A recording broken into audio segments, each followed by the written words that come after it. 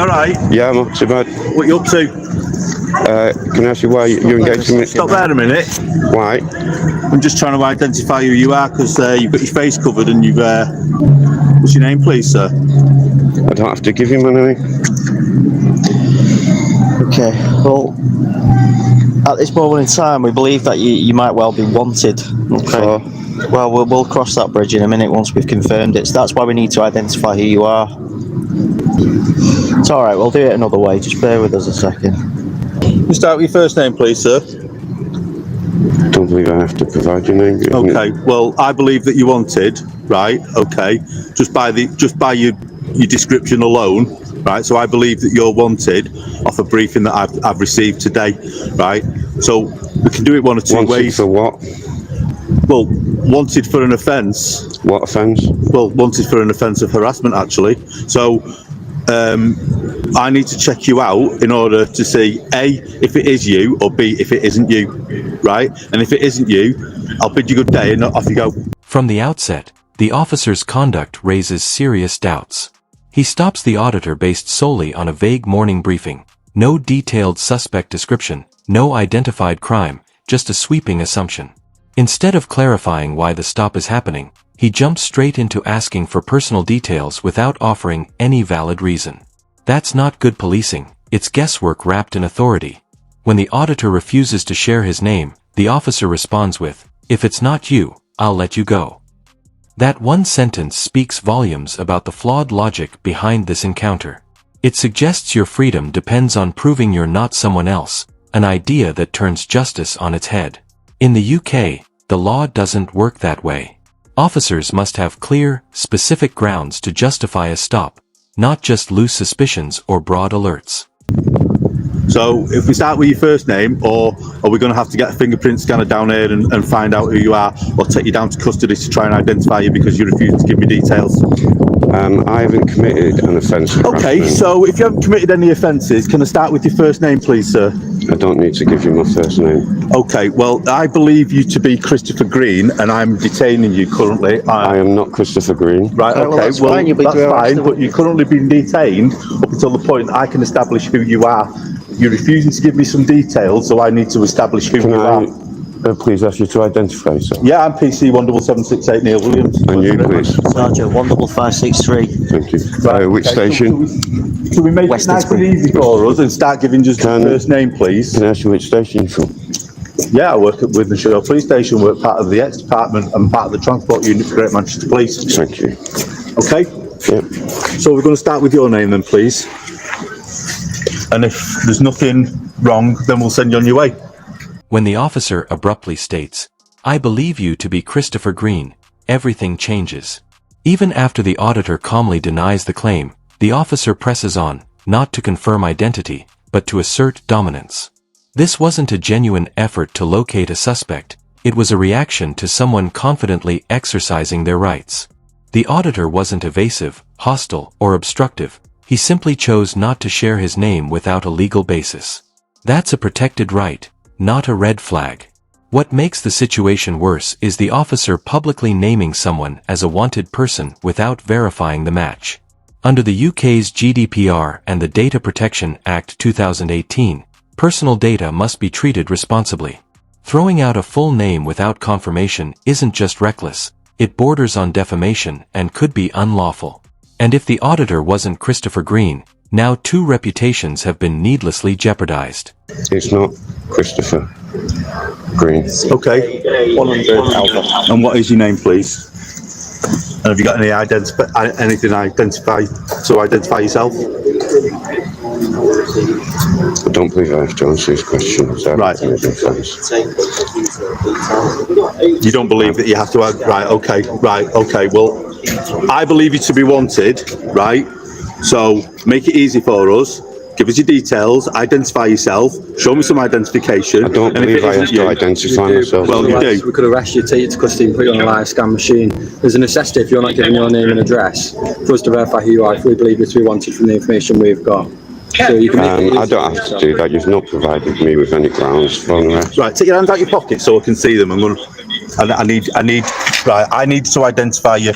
I'm trying to make it easy for you here, sir. So what I want, I'm not in what I want any is threat to you. no, guys. no, not at all. No, I'm not. You had your hands in your pockets, and I'm not. I don't know who you are. Even after publicly detaining the auditor, the officer still fails to provide a legitimate reason. No defined offense, no real evidence, just a vague claim about a supposed resemblance. When the auditor calmly asks what legal grounds justify the stop, the officer suddenly shifts focus. Instead of answering, he points to the auditor's hands being in his pockets. It's a clear attempt to redirect. With no lawful basis to stand on, he tries to manufacture suspicion from body language. Then comes the most revealing line of all. "I don't know who you are." That one statement lays everything bare. This wasn't about any actual wrongdoing. It was about not recognizing someone and using that discomfort as an excuse to detain them. Up until the point that you identify yourself, make it easy for us, and if it isn't you, and I can establish who you are, and I can clearly identify you, then I'll send you on your way, right? Okay. But by you being obstructive at the moment... I'm not being obstructive. Well, you are, because you're refusing to provide me some details. No, because I don't believe lawfully that I have to give you those details because I haven't committed any offence of harassment. I'm sorry. Right, okay. Well, I believe you to be wanted, so I want you to, I need you to identify yourself in order for me to make those inquiries, and once I make those inquiries and find out that you are either wanted or you're free to go, I will then send you on your way. Okay? Oh, no, don't, no, excuse me, I'm speaking. You've asked me whether I'm Christopher Green, and I've said I'm not Christopher Green. Right, and all I'll say to you is, right, identify yourself, because, no, stop giving me orders. I'm the police here. Speak to me respectfully. I have done, I've tried. Speak to me respectfully. What I'll say to you is, you're not going anywhere up until the point that I can clearly identify you, okay? Right, but please continue. There you go. To speak to me respectfully. Okay, so what's your name, please? To speak to you always start respectfully. With your name, please. Throughout the encounter, the auditor stays composed and clearly within his legal rights, explaining that he's committed no offense and isn't obligated to provide ID without lawful grounds. But instead of responding professionally, the officer loses his cool, shouting, "No, no, I'm the police here." That outburst speaks volumes. Yelling your title doesn't make your actions lawful. It just reveals a lack of authority and self-control. Instead of relying on proper procedure, the officer resorts to shouting and intimidation. This wasn't about enforcing the law, it was about demanding obedience through pressure.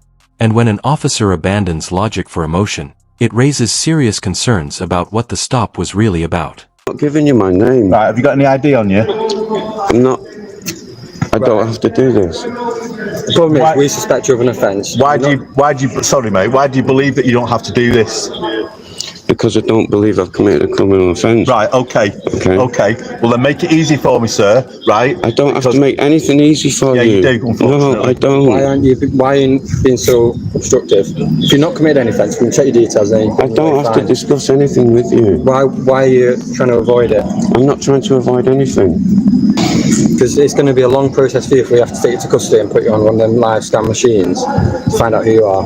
Well, so it'll be a lot straightforward if you just give us your details. We can check if you want to know. If you're not, absolutely fine, which is what you're saying. That's not what I'm saying. I'm saying I'm not Christopher Green, and I'm saying I'm not committed to offensive harassment. Who are you then? I've just told you I don't believe that I have to give you that information. The auditor isn't being uncooperative. He's simply exercising his rights, calmly choosing not to share personal information without a legitimate legal basis. That's not resistance. That's the very kind of right police are sworn to uphold. But instead of acknowledging that, the officer shifts to coercion. He threatens the auditor with a lengthy custody process, not because it's required, but as a consequence for asserting legal boundaries. This isn't about upholding the law, it's about penalizing someone for understanding it. The mention of using the live scan machine gives the real game away, inconvenience as a tactic. When officers fall back on threats instead of solid legal grounds, it exposes gaps in both training and judgment. Ironically, the officer only proves the auditor's point. True authority isn't built on intimidation, it stands on the rule of law. And if I do, then I can give it to your desk sergeant, or I can give it to a judge. Please, so I can see exactly who you are. No. I'm going to let go of your arm now, yeah? Okay. What I don't want you to do is I don't want you to be putting your hands in your pockets, Promise right? you I won't do that. Okay, because I need to be Promise you I won't do satisfied that. that you've I'm not not got gonna something do that it. can harm me or anyone else. I promise you there's nothing in my Right, okay. pockets that could harm you. It is, isn't it? Boss. Boss. Do you want to go and have a look at that picture upstairs? So guys, it looks like I'm going to be arrested here. Can I just turn this off? Right, you're under arrest on suspicion of harassment.